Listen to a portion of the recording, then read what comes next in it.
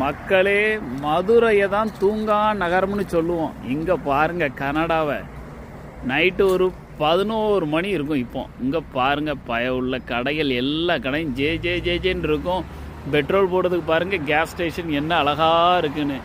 Gas station உள்ளேயே ஒரு சின்ன கடை இருக்குங்க, நல்ல ஷெல் கேஸ் ஸ்டேஷன் உள்ள. அந்த கடைக்குள்ளே போனீங்கன்னா எல்லா பொருளும் கிடைக்கும். பால்லேருந்து மாத்திரை மருந்து எல்லாம் கிடைக்கும். இந்த பீஸா கடை இருக்குது, டிமாட்டன் இருக்குது. கேஸ் ஸ்டேஷன் பார்த்தீங்களா எவ்வளோ அழகாக இருக்குது பாருங்கள். ஜே ஜே ஜேன்னு இருக்கும். மக்கள் வருவாங்க, வந்து போட்டுக்கிட்டு இருப்பாங்க. பெட்ரோல்லாம் போடுவாங்க. பெட்ரோல் போட்டு ரொம்ப ஹாப்பியாக போவாங்கங்க. இது மாதிரி இருக்கணுங்க. அங்கே பாருங்கள், அந்த ஷெல் செலக்ட்னு ஒன்று இருக்கா, அது உள்ளே போனீங்கன்னா உங்களுக்கு லாட்ரி டிக்கெட்டில் இருந்து நீங்கள் வாங்க வேண்டிய விறகு, அடுப்பு, கேஸு, கேஸ் சிலிண்டரு, அதுக்கு உள்ள நீங்கள் என்ன சொல்கிறது, பெப்சி, கொக்கோ கோலா எல்லாம் அந்த கடைக்குள்ளே இருக்குங்க. என்ன வளம் இல்லை இந்த திருநாட்டில்ங்க மாதிரி தான். கனடா மாதிரி ஒரு சேஃபஸ்ட் கண்ட்ரி எதுவும் கிடையாதுங்க.